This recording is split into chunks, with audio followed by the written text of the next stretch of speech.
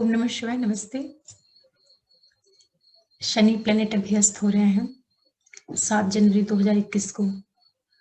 तो जिन राशियों के ऊपर साढ़े साती चल रही है उन लोगों की क्या स्थिति हो सकती है, क्योंकि बहुत ही महत्वपूर्ण घटना है ये, जो कि मकर राशि में होगी और शनि अपनी ही राशि में बैठ करके सूर्य से अस्त होंगे।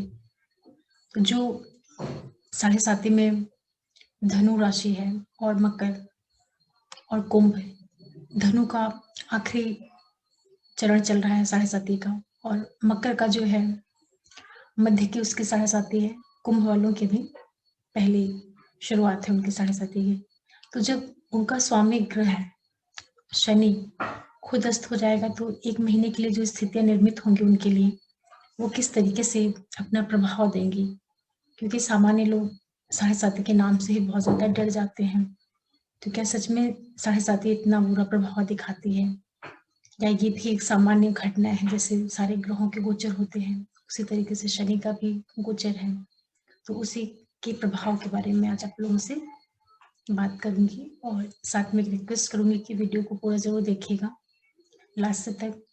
और इसे भी आप अपनी चंद्र राशि से भी देखिएगा और लगन राशि से भी। चंद्र राशि से इसलिए क्योंकि साढ़े साती जो डिसाइड होती है वो चंद्रमा के ऊपर ही बेस्ड होता है। जब चंद्रमा से एक घर पहले शनि का गोचर प्रारंभ होता है तो साढ़े साती की शुरुआत होती है। तो आप इसको चंद्र राशि से भी देखिएगा, लेकिन आप साथ में लगन से भी देखिएगा, तो आप उसको फिर डबल क्रॉस करके चेक करिएगा कि क्या चीजें ऐसे आपके साथ में मैच हो रही हैं कि नहीं।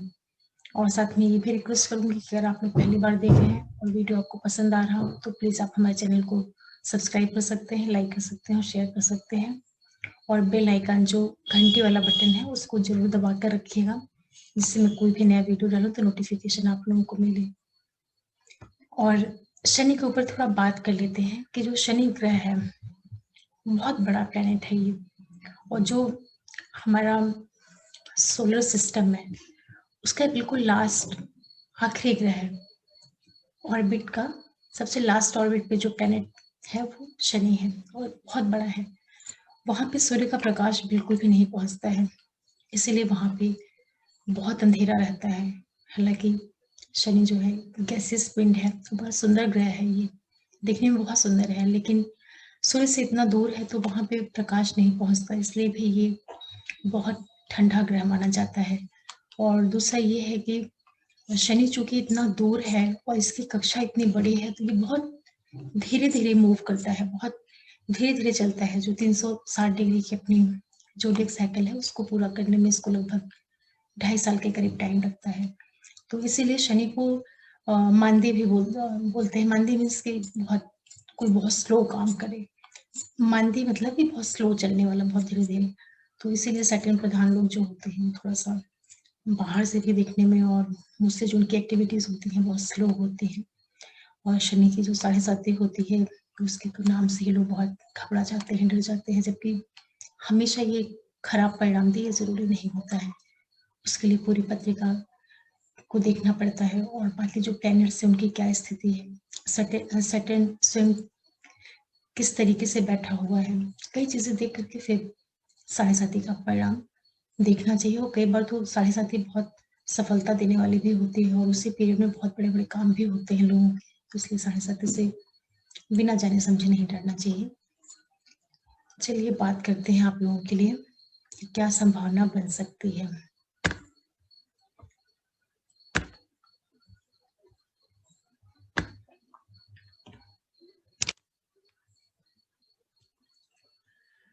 ये सबसे पहले जो धनु लगन वाले लोग हैं उन्हीं के ऊपर बात करते हैं कि धनु वालों की क्या स्थिति बन सकती है।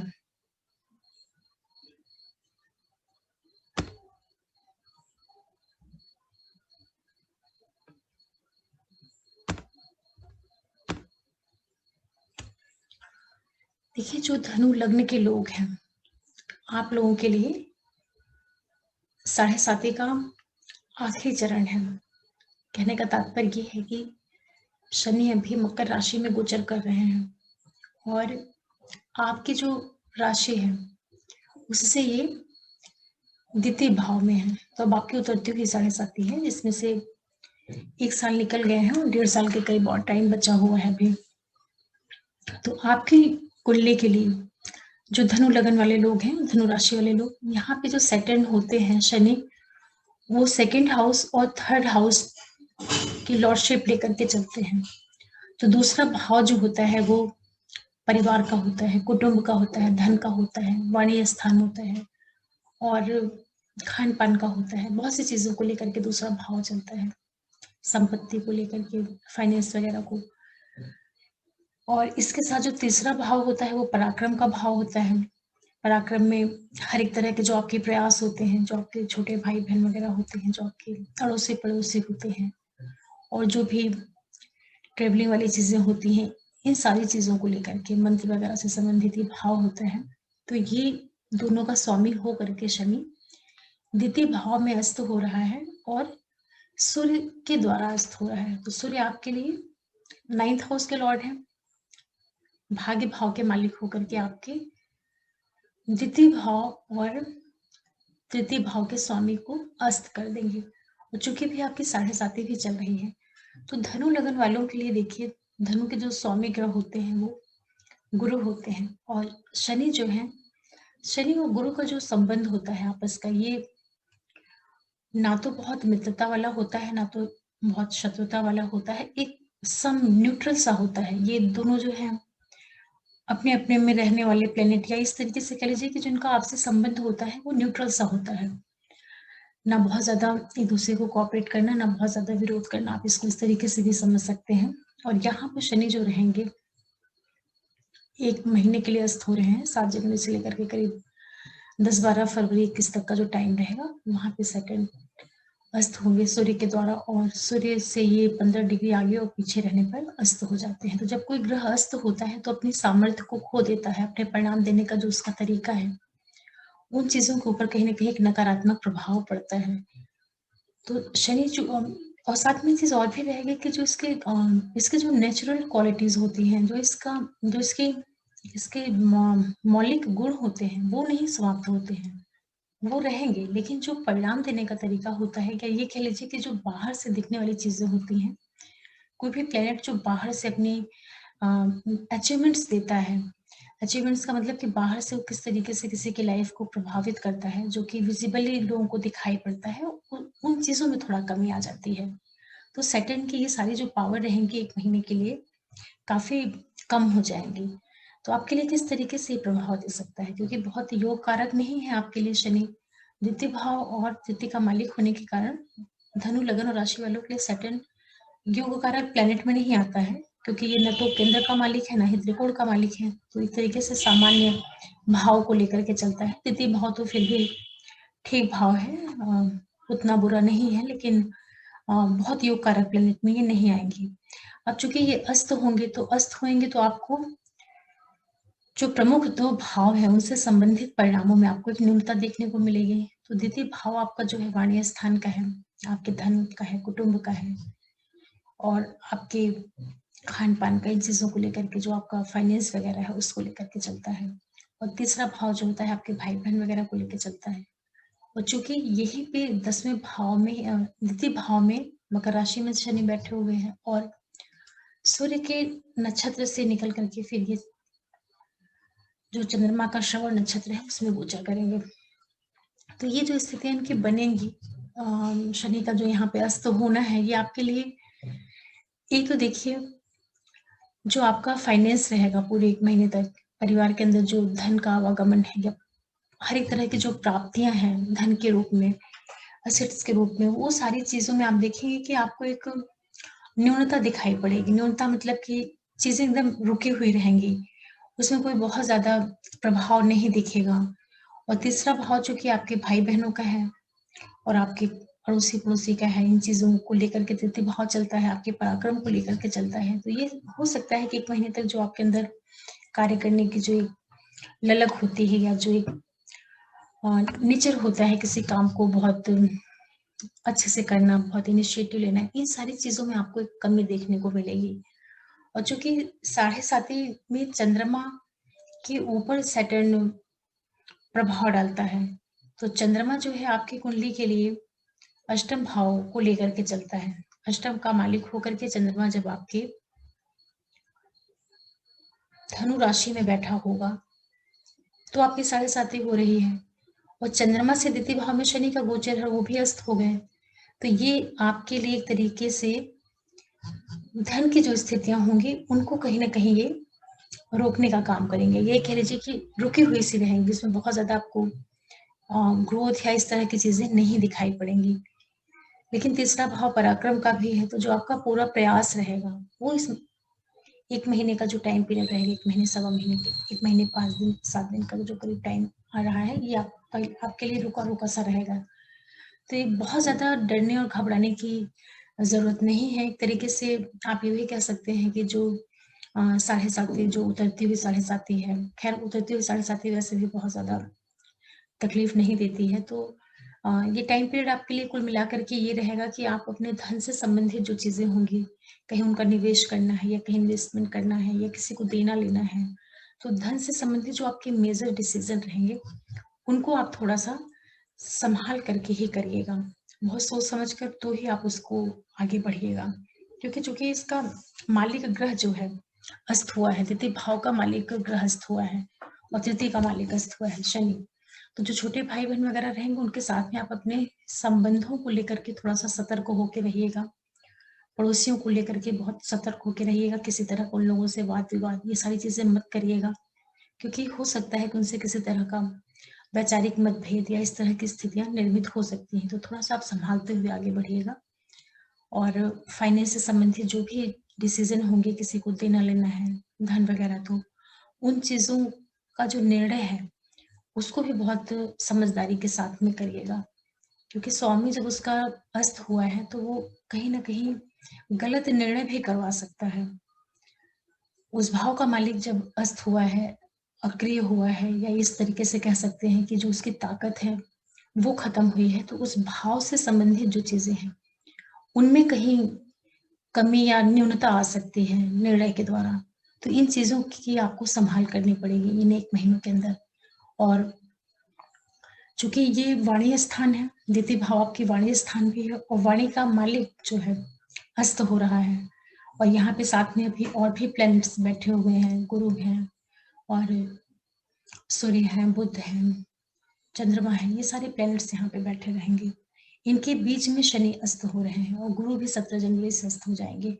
तो एक तरीके से जो आपके लगन का मालिक है और जो आपके चतुर्थ भाव का मालिक है, चतुर्थेश और लग्नेश दोनों द्वितीय भाव में जाकर के सूर्य से अस्त हो रहे हैं। तो आपके लग्नेश का अस्त होने का तात्पर्य होता है कि जो पूरी, जिसके पास पूरी पावर है, जो कमांडर है या जो कैप्टन है, वो एक तरीके से पावरलेस हो रहा है, उसके सामर्थ्य में, उसकी शक्ति में कहीं ना कहीं कमी आ रही है। तो जब आप स्वयं कमजोर पड़ जाएंगे और आपका धन भाव का स्वामी भी अस्त स्थिति में रहेगा, तो ये जो पीरियड रहेगा आपके लिए काफी समझदारी के साथ में आपको निकालना चाहिए। बहुत मेजर डिसीजन नहीं लेना चाहिए, क्योंकि सुखों के भाव का स्वामी भी गुरु होकर के यहाँ पे जा रहा है द्वितीय भाव में। तो जो आपके परिवार के अंदर का सुख है, सुख सुविधाएं हैं, घर का जो घरेलू शांति है, ये सारी चीजें हैं, इन चीजों को भी लेकर के थोड़ा सा आप केयरफुल होकर रहिएगा। क्योंकि यहाँ पे जब शनि अस्त रहेंगे तो अस्त शनि की तीसरी दृष्टि जो है आपके घर वाले भाव पे जाएगी, घरेलू सुखों के भाव पे जाएगी। तो चूंकि शनि अगर मजबूत स्थिति में होते हैं तो तीसरी दृष्टि से आपके घरेलू जो सुख है उसको भी कहीं ना कहीं थोड़ा प्रभावित करने का काम करते हैं, नेगेटिवली प्रभावित करने का काम करते हैं। ये चूंकि चौथा भाव आपके इन्वेस्टमेंट का भी है, जमीन जायदाद का भी है, आपके मदर का भी है, आपके स्वयं के जो हेल्थ वगैरह जो चेस्ट से रिलेटेड एरियाज होते हैं उन भावों को भी लेकर के चलता है, आपके माता को भी डायरेक्टली प्रभाव डालता है। तो इन सारी चीजों से आपको इन 1 महीने में ऐसा अनुभव होगा कि इन चीजों में आपको थोड़ी सी रिलीफ मिली हुई महसूस होगी, क्योंकि 7.5 का पीरियड चल रहा है। तो सैटर्न अपनी तीसरी दृष्टि से इस भाव को अभी तक थोड़ा बहुत नेगेटिवली प्रभाव देने का काम कर रहे होंगे। तो वो अस्त होंगे तो उनकी सामर्थ्य में कमी आएगी। तो जब उनके सामर्थ्य में ही कमी आ जाएगी तो तीसरी दृष्टि से जो वो देख देख करके उस भाव को थोड़ा डैमेज करने की कोशिश करते हैं, उन चीजों में भी न्यूनता आ जाएगी। तो उसमें जब न्यूनता आएगी, तो एक तरीके से आपको घरेलू घर का जो अंदरूनी सुख है, उसमें थोड़ा-सा आपको राहत मिलती हुई दिख सकती है। जिन लोगों के ऊपर भी साढ़े साती की उतरती हुई जो साढ़े साती है, तो थोड़ा आपके लिए 1 महीने सुकून भरे वाले भी हो सकते हैं। लेकिन चूँकि चतुर्थ का मालिक भी अस्त हो रहा है 17 जनवरी से, तो सुख भाव का मालिक एक और अस्त हो रहा है और यहाँ से सैटर्न का जो नेगेटिव इफ़ेक्ट था उसमें थोड़ी कमी आएगी। तो ये है कि कुल मिलाकर के जो 4th हाउस है आपका सुख से संबंधित जो भाव है, वो न्यूट्रल स्टेट में रह सकता है। आप इसको इस तरीके से समझ सकते हैं। क्योंकि एक तरफ से प्लस वाला इफ़ेक्ट आएगा और एक तरफ से माइनस का, तो न्यूट्रल हो जाएगा। और इसके बाद यही शनि आपके अष्टम भाव को देखेंगे तो यहाँ से संबंधित जो तकलीफें थोड़ी बहुत मिल रही थी, जो पीड़ा थी, अचानक घटने वाली घटनाएँ थी या किसी तरह का लॉसेस वगैरह था, उसमें भी थोड़ा आपको 1 महीने के लिए रिलीफ जैसी स्थितियाँ आपको देखने को मिलेंगी। फिर ये आपके 10th एस्पेक्ट से आपके 10वें एकादश भाव को देख रहे थे, तो वहाँ पे जो इनकम की प्राप्तियों में एक तरह का शनि अंकुश लगा करके बैठे रहे होंगे, उन चीज़ों में भी आपको थोड़ी-सी रिलीफ मिलेगी 1 महीने के लिए। क्योंकि साढ़े साथी को यदि आप ये भी मान के चलते हैं कि उसमें चीज़ें थोड़ा बंधी हुई या कुछ रुकी हुई सी हैं, तो उसमें भी आपको राहत मिलेगी कि कुल मिलाकर के इनकम अगर आपको ठीक-ठाक दिख जाएगी। एक तरीके से क्योंकि शनि अस्त हुए हैं, तो उनका जो एक नकारात्मक प्रभाव है, उसमें आपको कमी देखने को मिलेगी।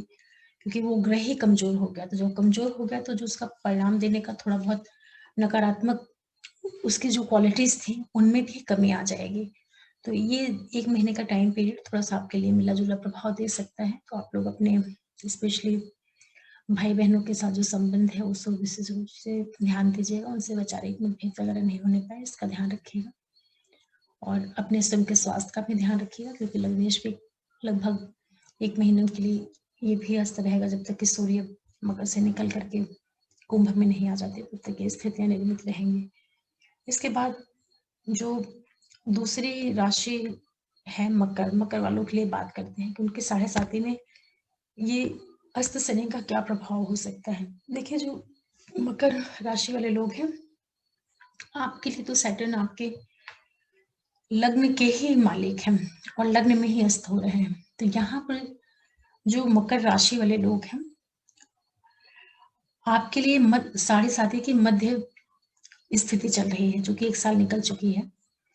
अभी यहाँ पे सेटल लगभग 1.5 साल और रहेंगे। तो चूँकि यहाँ पे लग्न भाव में शनि अस्त हो रहे हैं और ये आपके लग्नेश भी हैं और यहीं पे आपका चंद्रमा भी है। तो चंद्रमा चूँकि आपके हॉरोस्कोप में सप्तम भाव का मालिक है, सप्तम भाव आपके लाइफ पार्टनर, बिज़नेस पार्टनर, इन चीज़ों को लेकर के चलता है। तो एक तरीके से जब शनि चंद्रमा के ऊपर से गोचर कर रहे थे, तो आपका जो 7वां भाव था, जो जीवन साथी था या जो बिज़नेस पार्टनर था, अगर उन चीज़ों में कहीं तकलीफ़ें आ रही होंगी अभी तक या थोड़ा बहुत उनके साथ में डिस्टेंस या एक तरीके का डिस्प्यूट या किसी भी तरह का जो एक प्रॉब्लम जैसी स्थितियाँ होती हैं, वो सब चीज़ें चली आ रही होंगी, तो उसके प्रभाव में आपको थोड़ी कमी देखने को मिलेगी। क्योंकि शनि की जो स्ट्रेंथ है वो वीक हो रही है। तो वो वीक होने की वजह से उनका जो प्रभाव थोड़ा नेगेटिव जा रहा होगा, उसमें भी आपको न्यूनता देखने को मिलेगी और साथ में जो शनि शनि लग्न में बैठ के आपके 7वें भाव को डायरेक्ट देख करके प्रभावित करके उसमें भी आपको एक राहत देखने को मिलेगी, 1 महीने का जो टाइम पीरियड रहेगा। और दूसरा क्या रहेगा कि शनि मकर वालों के लिए द्वितीय भाव के भी सौम्य होते हैं क्योंकि वहाँ पे कुंभ की राशि है और लगन में मकर राशि है। तो यहाँ पे एक अगर आप लग्न को त्रिकोण भी मान लें और केंद्र भी मान लें, तो आपके लिए चूँकि शनि लग्नेश है और द्वितीय भाव का भी स्वामी है, तो मकर के लिए शनि योग कारक ग्रह हो गए। तो आपके हॉरोस्कोप का जो योग कारक ग्रह है, वो अस्त हो रहा है और वो अस्त होकर के और अस्त कौन कर रहा है उसको? उसको अष्टमेश सूर्य अस्त कर रहा है। तो अष्टम भाव का स्वामी सूर्य जो आपके लगन में आकर के आपके लग्नेश को अस्त कर रहा है, तो कुछ चीज़ों के लिए तो बहुत अच्छा हो गया। अच्छा हो गया कि जो आपके बिज़नेस पार्टनर, लाइफ पार्टनर के साथ में किसी तरह का विरोध रहा होगा, उसमें आपको 1 महीने, सवा महीने शांति जैसा वातावरण देखने को मिलेगा। उस ओर से जो तकलीफ़ें होंगी, वो आपकी कम होती हुई आपको दिखाई पड़ेंगी। लेकिन चूँकि यहाँ पे सूर्य अष्टम भाव की ऊर्जा को लेकर के आपके लगन को प्रभावित करेंगे। तो आपका जो स्वास्थ्य पक्ष है, जो आपका हेल्थ वाला साइड है, उसके ऊपर एक नेगेटिव इफ़ेक्ट देखने को मिल सकता है। क्योंकि लॉर्ड जो है, असेंडेंट लॉर्ड कमज़ोर स्थिति में है और उसके बाद उसको अष्टमेश की एनर्जी से पीड़ित होना पड़ रहा है। तो 8वाँ भाव जो है, आयुष का भाव है, तकलीफ़ों का भाव है, पीड़ा का भाव है। तो ये जब लग्नेश के ऊपर प्रभाव डालेगा, तो आपको अपने स्वास्थ्य के प्रति बहुत ज़्यादा केयरफुल होके रहना चाहिए। और दूसरा पक्ष इसका ये रहेगा कि जो मकर राशि वाले लोग हैं, जिनकी साढ़े साती चल रही है, तो सैटर्न उनके द्वितीय भाव, धन भाव के भी स्वामी हैं। तो दूसरा भाव जो है आपके लिए, आपका परिवार है, कुटुंब है, वाणी है, आपका जो खान-पान है, ये सारी चीज़ें, आपकी बोली है, आपकी राइट जो आँख होती है, दाहिनी आँख, उसको भी लेकर के चलता है। तो इन चीज़ों से संबंधित जो प्रभाव रहेंगे, वो उनमें भी आपको न्यूनता देखने को मिलेगी। तो उनमें न्यूनता देखने का मतलब ये हुआ कि जो आपके धन की स्थिति है, उसमें आपको कहीं एक रुकावट सी या एक स्थिरता सी दिखाई पड़ेगी, कि जैसे चीज़ें बिल्कुल रुकी हुई हैं। परिवार में किसी तरह का जो आपकी बोली भाषा वगैरह है, अगर उसमें अभी तक थोड़ी बहुत एक तनावपूर्ण स्थितियाँ भी रही होंगी, तो वो भी एक मतलब न्यूट्रल सा आपको महसूस होगा कि चीज़ें थोड़ा-सा स्टैग्नेंट सी दिखेंगी। जो बहुत ज़्यादा तकलीफ वाली चीज़ें होती हैं, उनमें आपको एक राहत जैसी स्थिति भी देखने को मिल सकती है, इन 1 महीनों में, क्योंकि वो मालिक ही कमज़ोर हो गया। तो जो शनि चंद्रमा को पीड़ित करके, क्योंकि साढ़े साती लगती ही है वो मन के ऊपर। मन मतलब कि चंद्रमा, तो चंद्रमा से जब वो एक भाव पहले और उसके ऊपर और एक भाव आगे तक चलता है, तो वही साढ़े साती का पीरियड होता है और चंद्रमा मतलब मन हो गया। तो शनि जैसा प्लैनेट जो कि इतना नीरस प्लैनेट है, इतना नेगेटिव नीरसता को लेकर के चलता है, तो जब वो चंद्रमा के ऊपर प्रभाव डालता है, तो मन को अवरुद्ध करने का काम करता है। और जब यहाँ पर वो अस्त होगा, तो जो आपका मन है, आपका मानसिक पक्ष है या आपका जो इमोशनल साइड है, उसके ऊपर जो अभी तक चीज़ें काफ़ी नेगेटिव प्रभाव डाल रही होंगी, तो 1 महीने के लिए आपको ऐसा अनुभव होगा कि आपके अंदर जो मन वाला साइड है, उसमें आपको एक मजबूती देखने को मिल सकती है। कहने का तात्पर्य ये है कि जैसे कोई एक व्यक्ति हो और उसके ऊपर कोई उसका बॉस हो, कोई उसका मालिक हो, जो बिल्कुल कड़ाई के साथ में उसको हैंडल कर रहा हो और वो बॉस ही कमज़ोर हो जाए, तो जो उसके नीचे का सबऑर्डिनेट है, उसको काफ़ी रिलीफ़ मिलेगा। तो इस तरीके से आप इन 1 महीनों में ये भी महसूस कर सकते हैं कि स्वास्थ्य से संबंधित चीज़ें तो आपको थोड़ा बहुत तकलीफ़ें दे सकती हैं, लेकिन मानसिक स्तर पे आपको ठीक लगेगा, क्योंकि अभी आपको परेशान करने वाला जो लग्नेश है, शनि जो कि चंद्रमा को पीड़ित करके रखा होगा, वो कहीं न कहीं कमज़ोर है। तो ये एक अच्छी स्थिति हो गई। और दूसरा क्या है कि यहाँ से अस्त शनि तृतीय भाव को देखेगा, तो जो आपके अड़ोसी-पड़ोसी या छोटे भाई-बहन वगैरह रहे होंगे, जिनके साथ में आपके संबंधों में किसी तरह की खटास वगैरह रही होंगी, तो वो चीज़ें भी आपके लिए थोड़ा-सा रिलीफ़ देने का काम करेंगी। उस ओर से जो संबंध वगैरह आपके रहेंगे, उनको आपको ऐसा लगेगा कि जैसे चीज़ें थोड़ा-सा नॉर्मल होती हुई दिखाई पड़ेंगी।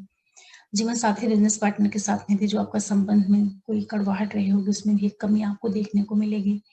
साथ में जो आपका कर्म क्षेत्र है, 10th हाउस है, जहाँ पे तुला की राशि है, तो कार्य क्षेत्र में भी अगर किसी तरह की अवरोध की स्थितियाँ बनी होंगी, तो 1 महीने में आपको थोड़ा ऐसा लगेगा कि जैसे चीज़ें कुछ फ़ेवर में जा रही हैं, या एटलीस्ट फ़ेवर में नहीं जा रही हैं, तो कम से कम तकलीफ़ भी नहीं दे रही हैं। आप इसको इस तरीके से लेके चल सकते हैं।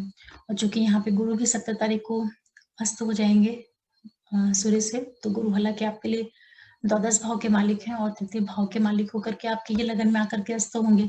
तो गुरु का यहाँ पे जो अस्त होना रहेगा, ये भी आपके लिए थोड़ा-सा अ, जो आप स्वयं हैं, आपका जो संतान पक्ष है, या जो आपकी एजुकेशन वगैरह है, हायर एजुकेशन है, जो आपके पिता हैं, पिता से संबंधित जो चीज़ें हैं, या आपका धर्म, कर्म, ये सारी चीज़ें हैं, जो आपका जीवन साथी, बिज़नेस पार्टनर वाला पक्ष है।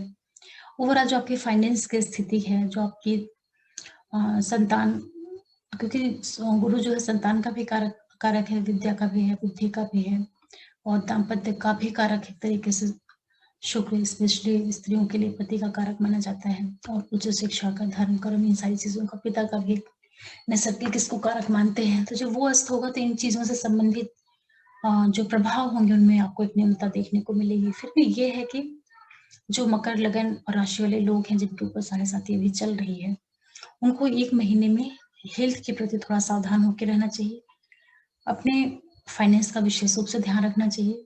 धन से संबंधित जो उनकी चीजें हैं, जो उनके धन से संबंधित एक्टिविटीज हैं, उसको काफी सोच समझ करके ही आप उसमें कोई मेजर डिसीजन लें। हालांकि ये जरूर रहेगा कि लाइफ पार्टनर और बिजनेस पार्टनर के साथ में जो बहुत ज्यादा तकलीफें रही होंगी, उसमें आपको एक न्यूनता देखने को जरूर मिलेगी। हालांकि गुरु भी अस्त होंगे, तो गुरु चूंकि डायरेक्ट प्रभाव डालेंगे सप्तम भाव पे, सातवें भाव पे, और वो जो इतना अच्छा प्लेनेट है, इतना शुद्ध प्लेनेट है, इतना सात्विक प्लेनेट है, वो जब कमजोर हो रहा है तो कहीं ना कहीं इन चीजों में भी कमी लाने का काम करेगा जीवन साथी बिजनेस पार्टनर का।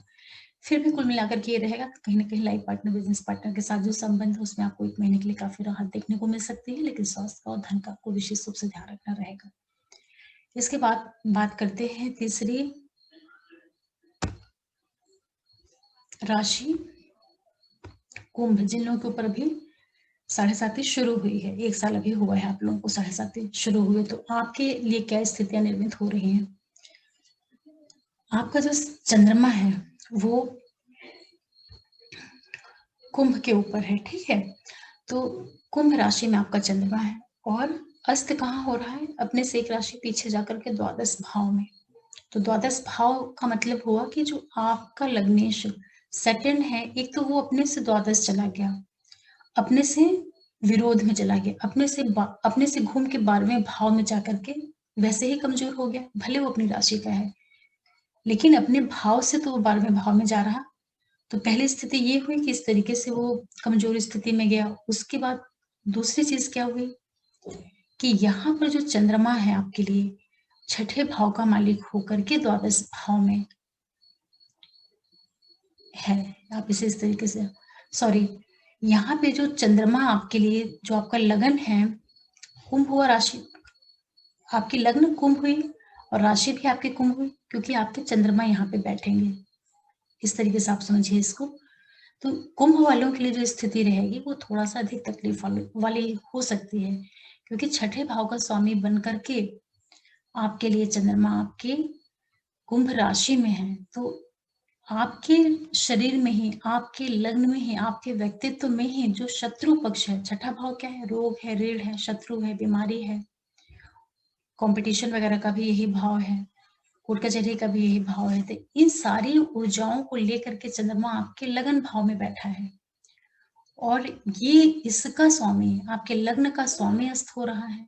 तो एक तो ये ऑलरेडी इतनी चीजों से घिरा हुआ है, इतनी तकलीफों से आपका जो लग्न है वो प्रभावित है, क्योंकि चंद्रमा इतनी नेगेटिव एनर्जीज को लेकर के आपके लग्न में बैठा है और वो लग्नेश भी अस्त हो गया। तो तात्पर्य ये हुआ कि जो आप स्वयं है, आपके ऊपर डबल दोहरी दोहरी चोट लग रही है। कि जैसे आप एक कैप्टन मान लीजिए अपने आप को, तो आप स्वयं भी कमजोर हो गए और आपके साथ में जो बैठा हुआ ग्रह है वो तो ऑलरेडी इतनी नेगेटिविटी लेके बैठा हुआ है और उस पे जो है 7.5 चल रही है और 7.5 में भी वो ग्रह अस्त हो गया। तो यहाँ पर शनि आपके लिए तो योग कारक है, क्योंकि आपके केंद्र के मालिक हैं और यही पहला भाव त्रिकोण भी माना जाता है। तो एक आप इसे केंद्र त्रिकोण का मालिक मान करके चल रहे हैं। तो अभी गोचर में आपका शनि अपने द्वादश भाव में गया है, वहां पर वो सूर्य से अस्त हो रहा है। सूर्य कौन है आपकी कुंडली के लिए, आपके सप्तम भाव के मालिक हैं। तो सप्तम भाव का मालिक का तात्पर्य हुआ कि आपका लाइफ पार्टनर और बिजनेस पार्टनर, इन दोनों भावों का स्वामी ग्रह सूर्य द्वादश भाव में अपने से 6ठे भाव में जाकर के आप वो स्वयं अस्त कर रहा है। सॉरी। तो इसका एक अर्थ ये हुआ कि जो आपका बिजनेस पार्टनर होगा, जो आपका लाइफ पार्टनर होगा, ये सारे कहीं ना कहीं आपके लिए दिक्कत क्रिएट करने का काम कर सकते हैं। इसको आप ऐसे भी समझ सकते हैं, क्योंकि सूर्य यहाँ पर सप्तम भाव की एनर्जी को लेकर के जा रहा है और अपने से 6ठे भाव में जा रहा है, शत्रुता वाले भाव में जा रहा है। और शत्रुता वाले भाव में चूंकि आप स्वयं गए हुए हैं, जो आपका राशि लॉर्ड है वो गोचर में अभी 24 जनवरी 2020 से मकर राशि में द्वादश भाव में गोचर कर रहा है। तो ऑलरेडी जब लग्नेश द्वादश भाव में जाता है ट्रांजिट में, तो आधा तो व्यक्ति वैसे ही आइसोलेशन में चला जाता है, क्योंकि लग्न अपने से विरोध भाव में गई, तो कहीं ना कहीं एक नीरसता, एकाकीपन, वैराग्य, आइसोलेशन, कुल मिलाकर ये पेन जैसी स्थिति में जीता है व्यक्ति। और साढ़े साथी भी चल रही है, तो मन भी पीड़ित है और लगन भी पीड़ित है। तो दो तरह से ऐसा व्यक्ति जो है तकलीफों में जी रहा होता है, या जहां उसका जन्म स्थान है उससे कहीं दूर चला गया, नौकरी वगैरह कर रहा है तो कहीं दूर ट्रांसफर हो गया। क्योंकि 12वां भाव जो होता है वो मोक्ष का भाव है। तो मोक्ष का तात्पर्य क्या है कि मोक्ष का मतलब ही है कि इनर स्टेट में रहना। तो इनर स्टेट को आप इस तरीके से समझ सकते हैं कि सबसे दूर रहना, सबसे कट के रहना, अलग थलग रहना। तो आप शरीर के द्वारा भी अपने आप को आइसोलेशन में पाएंगे और मन के द्वारा भी पाएंगे, क्योंकि मन के ऊपर तो सैटर्न ने वैसे ही आधिपत्य जमा लिया है।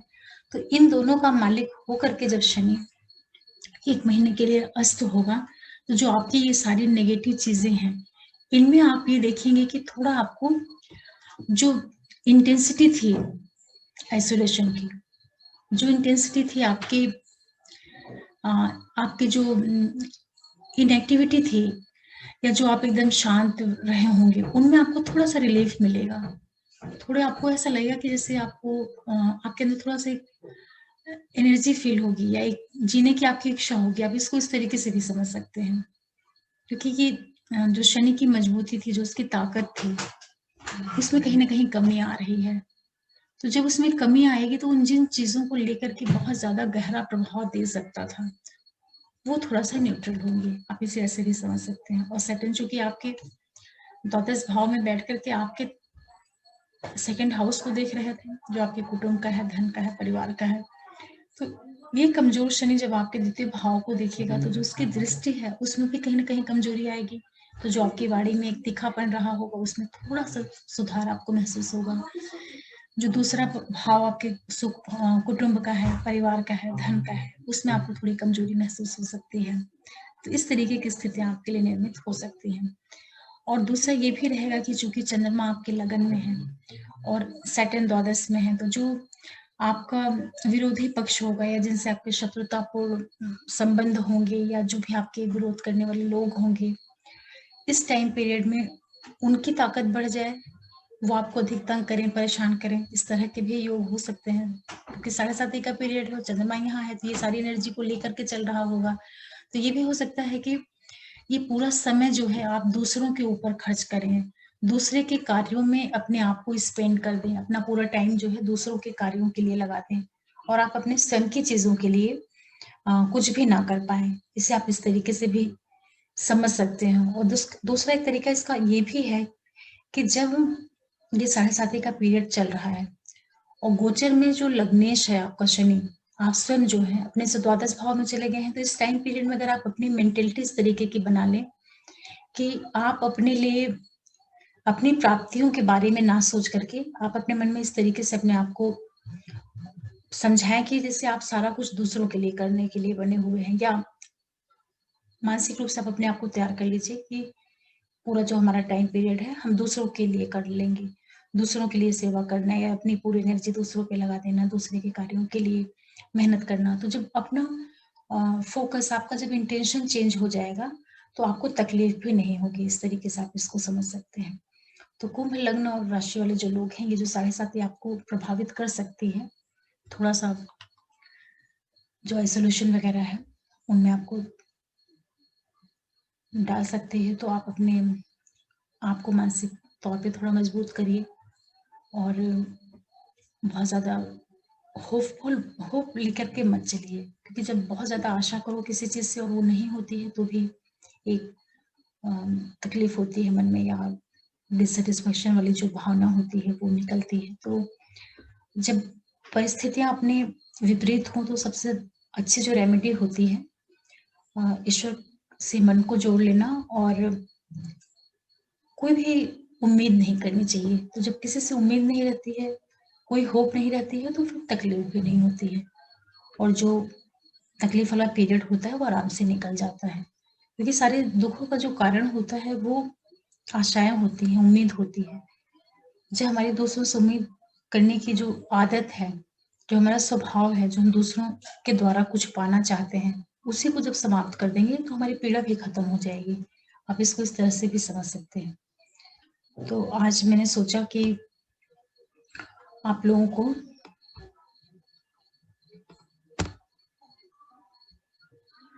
आज मैं आप लोगों को साढ़े साथी के बारे में बताना चाह रही थी कि अस्त शनि का कैसे प्रभाव होगा, और आशा कर रही हूँ कि आप लोगों को ये वीडियो देख करके, स्पेशली वो लोग जिनकी साढ़े साथी चल रही है, धनु वालों की उतरती हुई, मकर की मध्य और कुंभ वालों की तो प्रारंभ हुई है।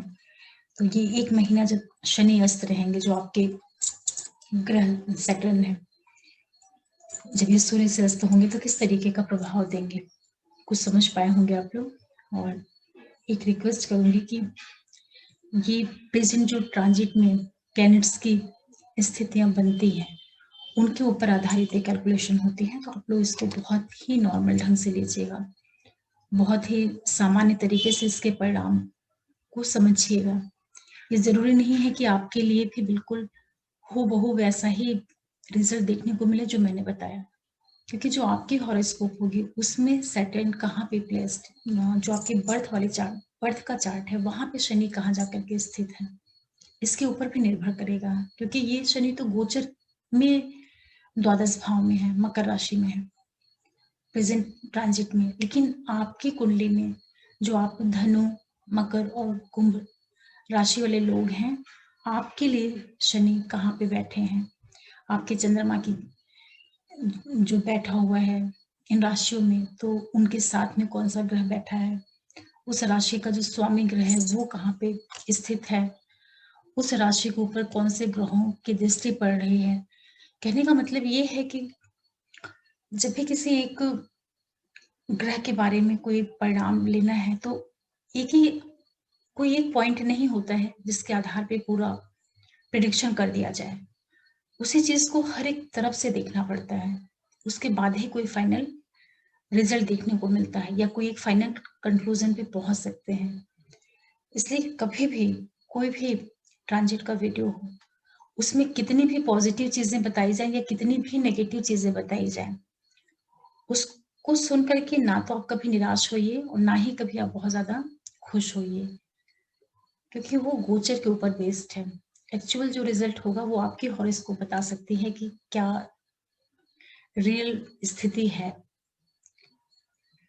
आशा कर रही हूँ कि आप लोगों को ये जो सैटर्न अस्त हो रहे हैं 1 महीने के लिए, तो किस तरह का प्रभाव देखने को मिलेगा समझ पा रहे होंगे आप लोग।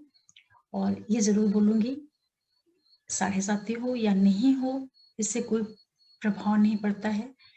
कार्य को हमेशा करना चाहिए, जो भी अपने अपनी ड्यूटीज हैं, रिस्पॉन्सिबिलिटीज हैं, उनमें कभी नहीं कमी आने देना चाहिए। क्योंकि शनि ग्रह जो है काम को लेकर के चलता है, ये व्यक्ति को मेहनत करने के लिए प्रेरित करता है।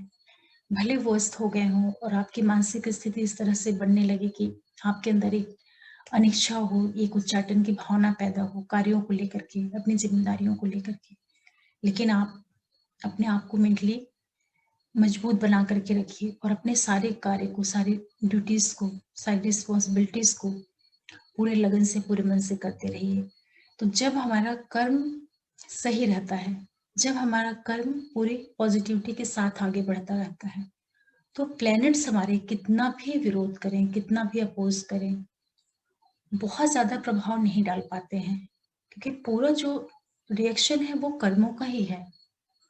हमारी प्लेनेटरी पोजीशन कितनी भी खराब हो जाए, लेकिन अगर कोई व्यक्ति ये ठान ले कि वो किसी भी हालत में अपने काम करने को नहीं रोकेगा, तो खराब से खराब प्लेनेट भी उसको बुरा प्रभाव जो बहुत ज्यादा दे सकता है वो नहीं दे पाता।